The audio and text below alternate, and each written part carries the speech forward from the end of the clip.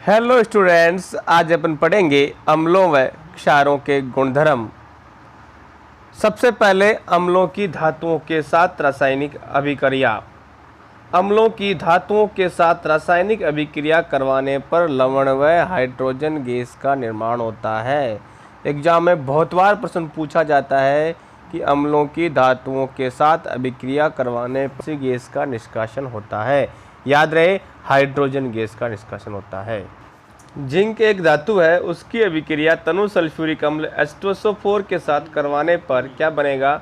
Zinc sulphate और hydrogen gas का निर्माण होता है। H2SO4 plus ZnSO4 plus H2।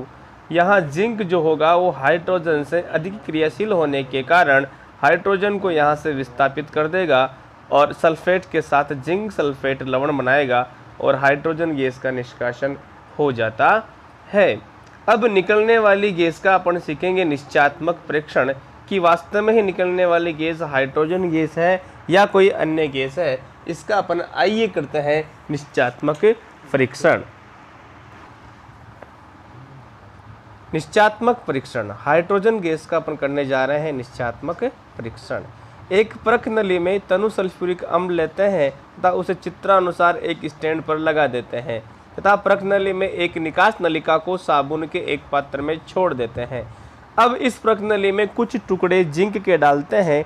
कुछ समय पश्चात हम देखते हैं कि साबुन के पात्र से बुलबुले उठना प्रारंभ हो जाता है। ये बुलबुले किससे बने हैं? परख नली में जिंक और सल्फ्यूरिक अम्ल ने अभिक्रिया कर ली और एक गैस का निर्माण कर लिया और इस गैस से साबुन के बुलबुलों का निर्माण होना प्रारंभ हो गया है। अब इन बुलबुलों के समक्ष जलती हुई मोमबत्ती ले जाते हैं तो मोमबत्ती जो होती है वो पॉप साउंड फट फट की ध्वनि के साथ जलती है। अतः निकलने वाली गैस हाइड्रोजन गैस होती है। यदि ये मोमबत्ती की ज्वलनता बढ़ जाती तो ये ऑक्सीजन गैस होती। यदि मोमबत्ती बुझ जाती तो ये निश्चित रूप से कार्बन डाइऑक्साइड गैस होती। क्योंकि मोमबत्ती फट फट की ध्वनि के साथ जल रही है, इसका मतलब निकलने वाली गैस हाइड्रोजन गैस है। एग्जाम में आपको पूछ सकता है कि धातुओं की अम्लों के साथ अभिक्रिया करवाने पर कौन सी गैस निकलती है, इसका निश्चयात्मक परीक्षण दीजिए। तो ये आपको लिखना है इसमें। नेक्स्ट, सामान्यतः क्षार धातु के साथ अभिक्रिया नहीं करते हैं, लेकिन सोडियम हाइड्रोक्साइड अर्थात NaOH की जिंक के साथ रासायनिक अभिक्रिया करवाने पर लवण व हाइड्रोजन गैस का निर्माण होता है।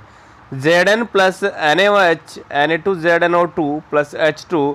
तो जिंक की सोडियम हाइड्रोक्साइड के साथ अभिक्रिया करवाने पर जटिल यौगिक सोडियम जिंकेट का निर्माण होता है। और ये एग्जाम में बहुत बार ये रिएक्शंस पूछता है कि Zn प्लस NaOH और एरो लगा के छोड़ देगा और आपको पूछेगा कि इसके उत्पाद क्या बनेंगे। तो आपका आंसर ये होना चाहिए। आगे अपन बात करें हैं दूसरे गुणधर्म की, तो अम्लों की धात्विक ऑक्साइडों के साथ रासायनिक अभिक्रिया। अम्लों की जब अपन धात्विक ऑक्साइडों के साथ रासायनिक अभिक्रिया करवाते हैं तो क्या होता है? अम्लों की धात्विक ऑक्साइडों के साथ अभिक्रिया करवाने पर लवण व जल बनता है। जब अपन अम्लों की धातुओं के साथ अभिक्रिया करवाते हैं तो लवण और हाइड्रोजन गैस निकलती है, लेकिन जब अम्लों की धात्विक ऑक्साइडों के साथ अभिक्रिया करवाते हैं तो क्या बनता है? लवण और जल बनता है। जैसे मैंने हाइड्रोक्लोरिक अम्ल की मैग्नीशियम ऑक्साइड के साथ अभिक्रिया करवाई तो मैग्नीशियम क्लोराइड व जल का निर्माण हुआ। HCl प्लस MgO तो MgCl2 प्लस H2O। यहाँ देखिएगा उत्पाद में लवण और जल बन रहा है और जिस अभिक्रिया में लवण व जल बनता है वह अभिक्रिया उदासीनीकरण अभिक्रिया। और उदासीनीकरण अभिक्रिया में अभिकारक हमेशा एक अम्ल होगा तो एक क्षार होगा। चूँकि इस अभिक्रिया में हाइड्रोक्लोरिक एक अम्ल है तो MgO अर्थात धात्विक ऑक्साइड जो होगा वो क्षार की भांति व्यवहार करेगा।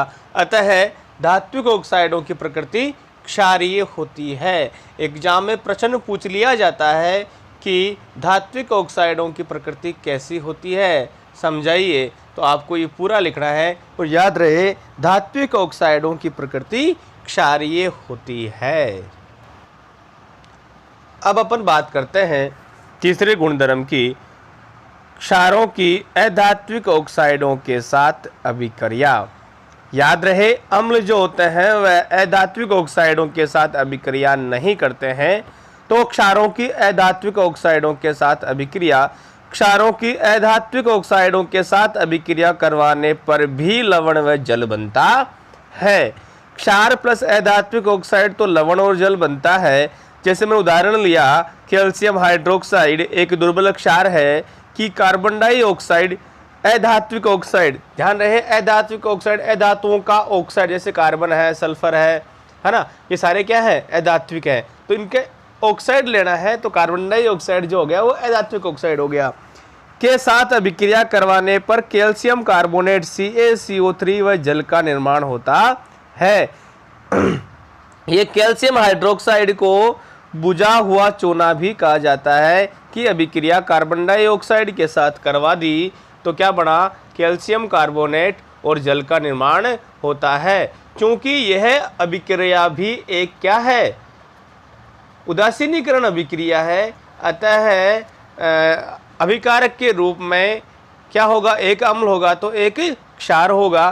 क्योंकि यहाँ पर कैल्शियम हाइड्रोक्साइड एक क्षार है, अतः कार्बन डाइऑक्साइड एक अम्ल की भांति व्यवहार कर रहा है, अतः अधात्विक ऑक्साइड जो होते हैं उनकी प्रकृति अम्लीय होती है। याद रखने के लिए अधात्विक में से अ निकाल दीजिएगा और अ को अम्ल कह दीजिएगा, अर्थात अधात्विक ऑक्साइडों की प्रकृति अम्लीय होती है। नेक्स्ट अपन देखते हैं विद्युत का चालन। चूंकि अम्ल व क्षारकों में आयनों का मुक्त अभिगमन होने के कारण विद्युत का चालन होता है। जैसे HCl तो H+ और Cl- आयन बन गए, NaOH में Na+ और OH- आयन बन गए। इन आयनों का मुक्त अभिगमन होने के कारण विद्युत का चालन होता है।